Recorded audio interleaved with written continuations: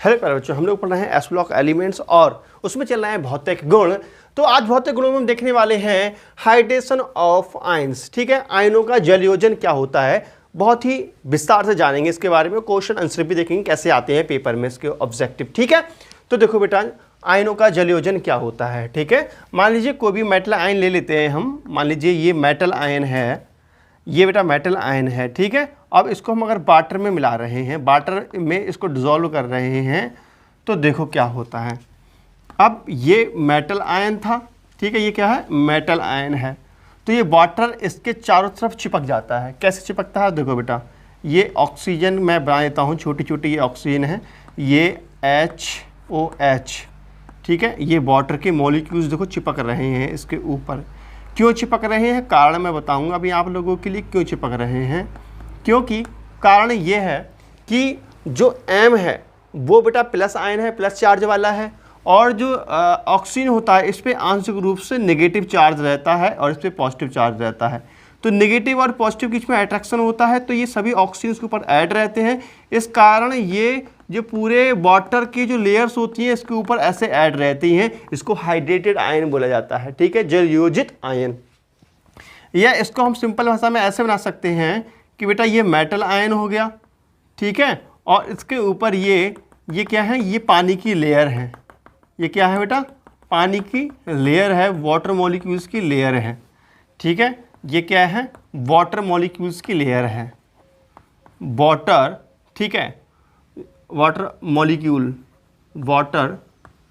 Molecule की परत, ये वाटर मॉलिक्यूल की परत है बेटा। ठीक है, तो इसको बोलते हैं हम हाइड्रेटेड आयन। क्या बोलते हैं इसको, हाइड्रेटेड आयन। हाइड्रेटेड आयन दिख रहा है आप लोगों को इधर का। ठीक है बेटा, इसको हम क्या बोलते हैं, हाइड्रेटेड आयन। चलो दिख रहा है, काम चलाओ। ठीक है बेटा, ये हाइड्रेटेड आयन है। समझ में आया हाइड्रेटेड आयन क्या होता है, या हाइड्रेशन किसे कहते हैं। हाइड्रेशन किसे कहते हैं बेटा, कि जब कोई भी आयन वाटर से रिएक्ट करता है या वाटर में मिलता है तो वाटर के मॉलिक्यूल्स उस आयन पर चिपक जाते हैं, उस आयन पर एक मोटी लेयर बना लेते हैं।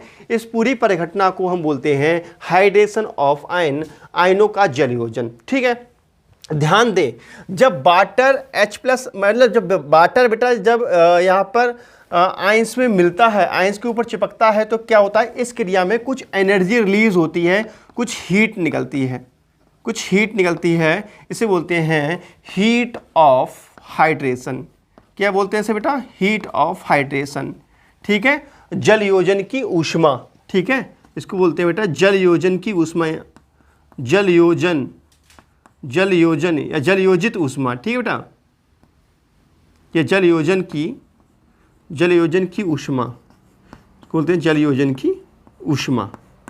ठीक है, और उसको बोलते हैं हाइड्रेटेड आयंस है, तो इसको क्या होंगे, जलयोजित आयन बोलेंगे बेटा, जलयोजित आयन। समझ में आ गया बेटा, आयनों का जलयोजन क्या होता है। तो देखो आयनों का जलयोजन क्या होता है, जब किसी आयन पर, ठीक है, जब किसी आयन पर वाटर के मॉलिक्यूल्स चिपक जाते हैं, मतलब पानी के अणु जुड़ जाते हैं। ठीक है, जब किसी आयन के चारों तरफ, जब किसी आयन के चारों तरफ जल के अणु मोटी लेयर, ठीक है, जल के अणु जुड़ जाते हैं या लेयर बना लेते हैं। ठीक है, जल के अणु जुड़ जाते हैं, जल के अणु जुड़ जाते हैं,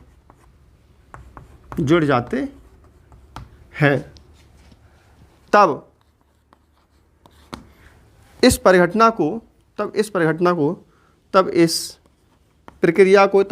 को क्या कहते हैं, हाइड्रेशन ऑफ आयन कहते हैं, हाइड्रेशन ऑफ आयंस कहते हैं। ठीक है, अब बेटा और सुनो, हाइड्रेटेड आयंस कहते हैं। ठीक है, तथा जल युक्त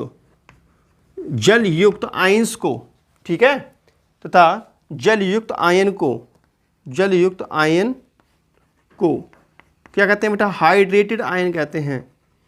हाइड्रेटेड आयन, जल योजित आयन, ठीक है, हाइड्रेटेड आयन कहते हैं।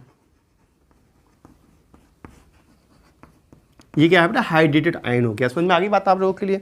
और सुनो, हाइड्रेशन की प्रक्रिया में जो ऊष्मा रिलीज होती है उससे क्या कहते हैं? उसे बेटा जलयोजन ऊष्मा कहते हैं, ठीक है। हाइड्रेशन ऑफ आयन में, हाइड्रेशन ऑफ आयन की प्रक्रिया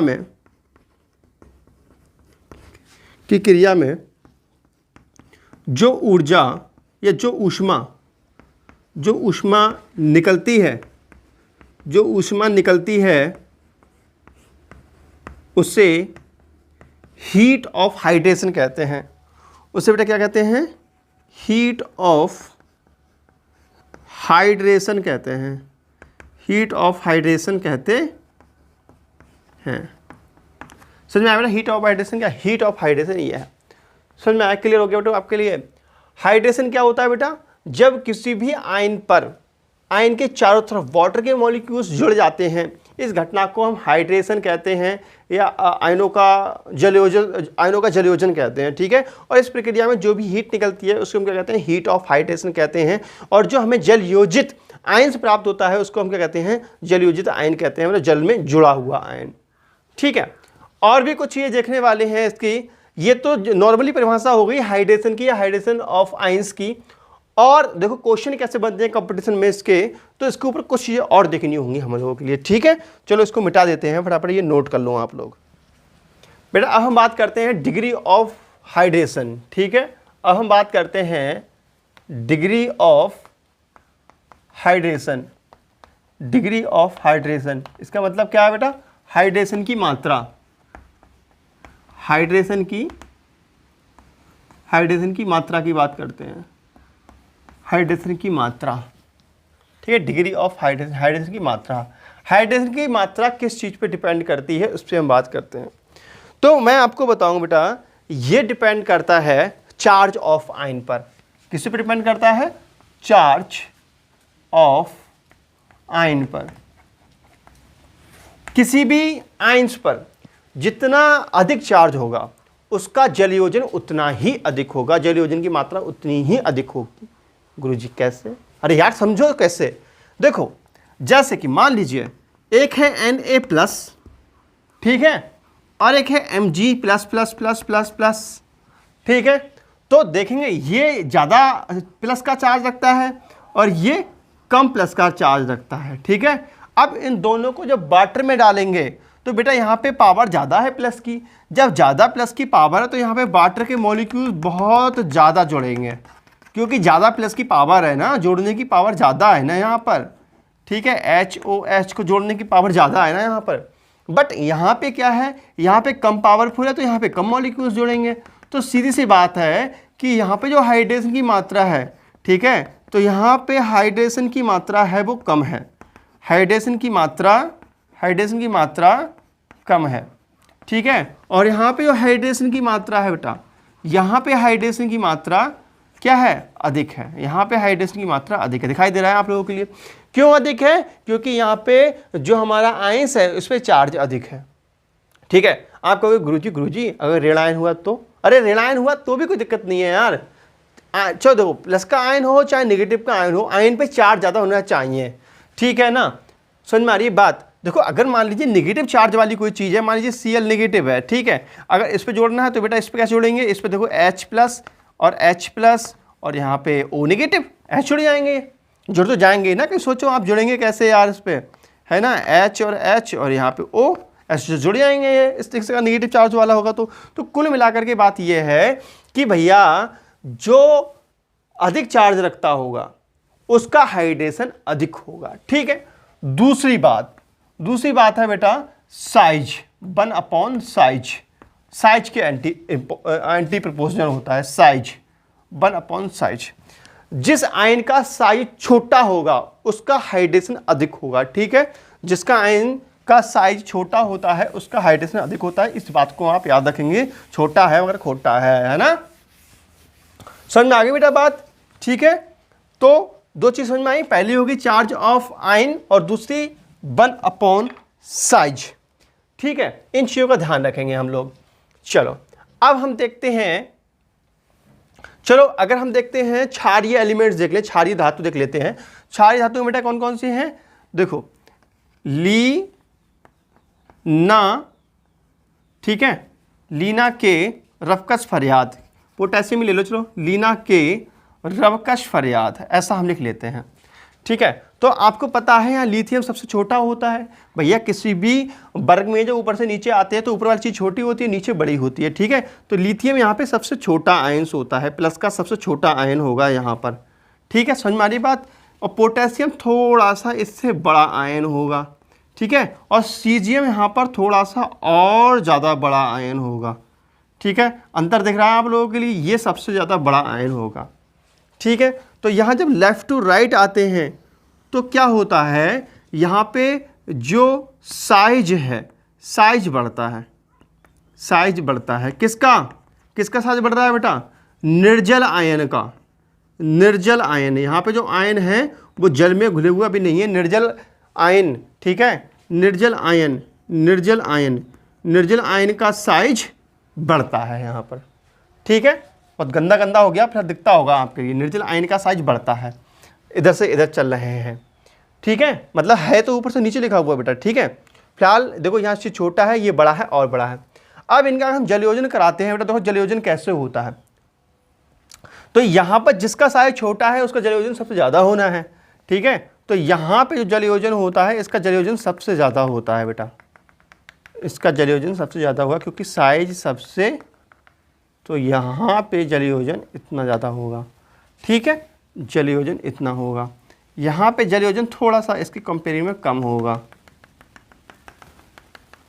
ठीक है, और यहाँ पे तो जलयोजन और कम होगा। यहाँ पे जलयोजन देखो बहुत ही कम है। तो ये सबसे छोटा, देखो वैसे साइज बड़ा है, निर्जल आयन का साइज बड़ा है, लेकिन जलयुक्त आयन का साइज ये छोटा है, ये बड़ा है। समझ में आ रही बात आप लोगों के लिए? ठीक है, तो निर्जल आयन, ठीक है, निर्जल आयन का साइज बढ़ता है, हम देख रहे हैं इधर से इधर चलने पर। ठीक है, और जो चार्ज है बेटा, अगर हम चार्ज देखें तो चार्ज सभी पे कैसा है? सेम सेम है, चार्ज सभी पे समान है। देखो हमने कहा जिस पे चार्ज अधिक होगा उसका हाइड्रेशन की मात्रा ज़्यादा होगी, लेकिन यहाँ पे चार्ज कैसा है? सभी पे सेम है। जब चार्ज सेम है तो यहाँ साइज देखते हैं, साइज जिसका छोटा होगा उसका हाइड्रेशन ज़्यादा होगा। तो साइज सबसे लिथियम का छोटा होता है तो उसका हाइड्रेशन सबसे ज़्यादा होगा। ठीक है, तो यहाँ पे समझ में आ रही है बेटा आप लोगों की ये बात? ठीक है, तो इधर से इधर चलने पर बेटा क्या होगा? यहाँ पे हाइड्रेशन घटेगा। ठीक है, हाइड्रेशन घटता है। ठीक है, हाइड्रेटेड आयन, ठीक है, हाइड्रेटेड आयन का साइज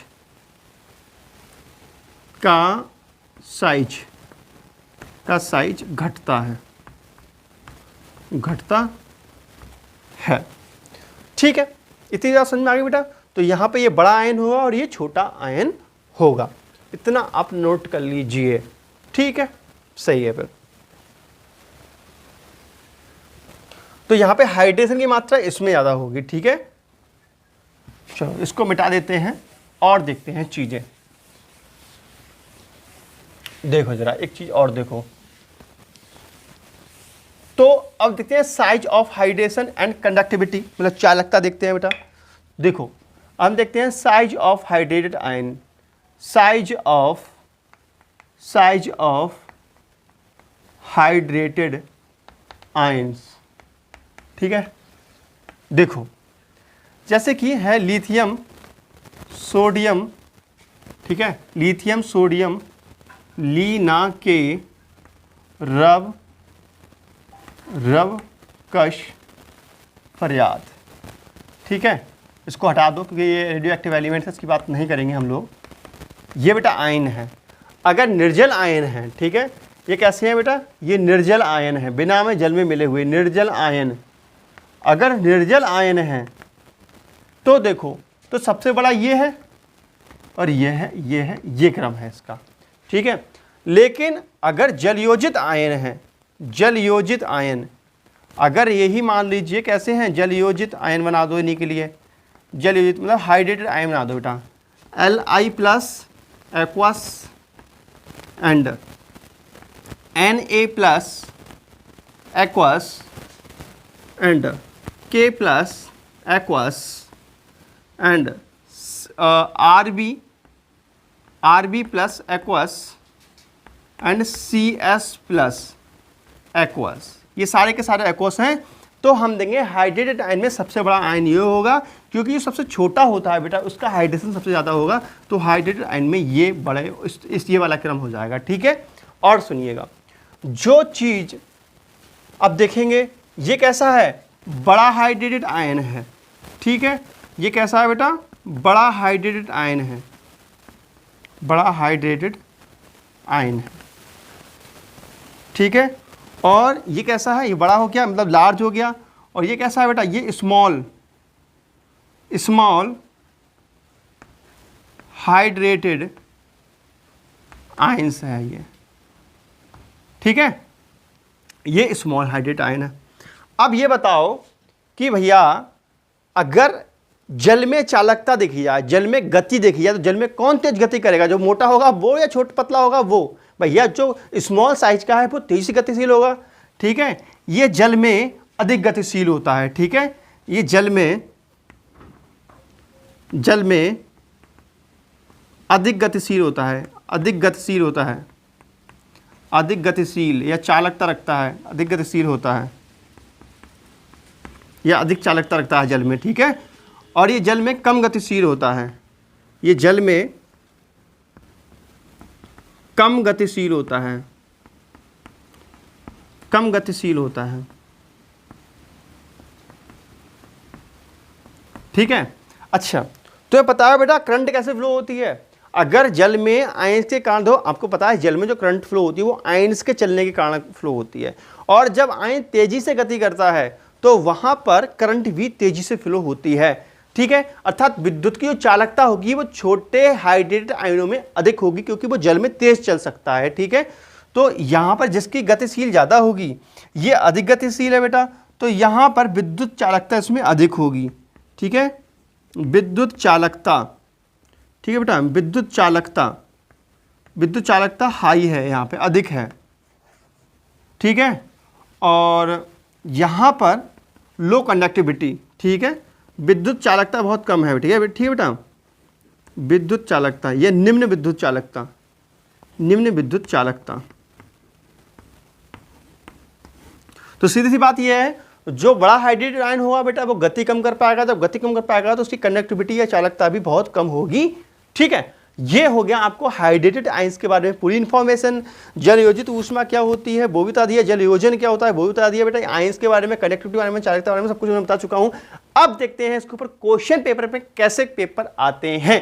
ठीक है बेटा, कुछ क्वेश्चन देखते हैं पेपर में कैसे आते हैं, इसको मिटा देते हैं, फटाफट इसको नोट कीजिएगा। ठीक है, तो देखते हैं बेटा, पहला क्वेश्चन है किस आयन की जल में चालकता सबसे अधिक है। ठीक है, तो देखते हैं बेटा, इन सब में से सबसे छोटा आयन जो होगा, क्योंकि चार्ज तो सबके समान है।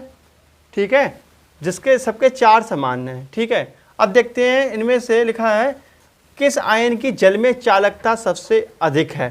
तो जो सबसे छोटा आयन होगा, हाइड्रेटेड छोटा आयन, वो तेज चल पाएगा। ठीक है, जल में चालकता। ठीक है, तो ये छोटा आयन है, सबसे छोटा आयन है, लेकिन जलयोजित छोटा नहीं है। अगर जलयोजित की बात करेंगे बेटा, तो जलयोजित छोटा आयन कौन सा होगा, जलयोजित हो जाएगा ये वाला छोटा आयन। ठीक है, तो यहाँ पर सीजियम की सबसे अधिक चालकता हो जाएगी, क्योंकि ये जलयोजित की बात करें तो सबसे छोटा आयन ये होगा। ठीक है, तो ये वाला आंसर हो जाएगा। जलयोजित की बात करेंगे, जलयोजित सबसे छोटा आयन ये वाला होगा। समझ में आया क्यों? क्योंकि वैसे निर्जल सबसे बड़ा है, तो जलयोजित सबसे छोटा ये होगा, तो यहाँ पे वो वाला आंसर हो जाएगा आपका डी वाला। ठीक है, किस आयन की विद्युत चालकता जलीय विलयन में सबसे अधिक होगी? तो बेटा आंसर में बेटा है लिथियम प्लस, Na प्लस, या K प्लस, या Cs प्लस। किस आयन की विद्युत चालकता सबसे अधिक होगी, तो जो तेज गति करेगा उसकी विद्युत चालकता अधिक होगी। तो यहाँ पर Ch+ ही आंसर हो जाएगा। ठीक है, लिखा है आयन जिसकी जल योजन ऊष्मा सबसे अधिक होती है। जल योजन ऊष्मा किसकी अधिक होगी बेटा? A lithium plus, V Na+ and C K+ and D Cs+। तो आपको बताना है आयन जिसकी जल योजन ऊष्मा सबसे अधिक होगी। जल योजन ऊष्मा बेटा उस जो मतलब जल योजित होते समय ज़्यादा एनर्जी, ज़्यादा हीट निकाले। तो भैया वही तो ज़्यादा हीट निकालेगा जिसका जल योजन ज़्यादा होगा, और जल योजन ज़्यादा किसका होगा? जो सबसे छोटा होगा। तो यहाँ छोटा होता है लिथियम, तो इसका ये आंसर सही हो जाएगा। ठीक है, तो ये बेटा बहुत इंपॉर्टेंट क्वेश्चन है। ऐसे क्वेश्चन आपके नीट के, IIT JEE के एग्जाम में पूछे जाते हैं, तो ऐसे क्वेश्चन जरूर प्रैक्टिस कर लीजिए। इस टॉपिक पे आधारित जितने भी क्वेश्चन मिले हैं आज, सारे क्वेश्चन बुक से, इंटरनेट से जितने मिले कर लो इस टॉपिक पे ऊपर। ठीक है, तो मिलते हैं बेटा कल नेक्स्ट वीडियो में। नमस्कार, जय हिंद, वंदे मातरम, बाय बेटा।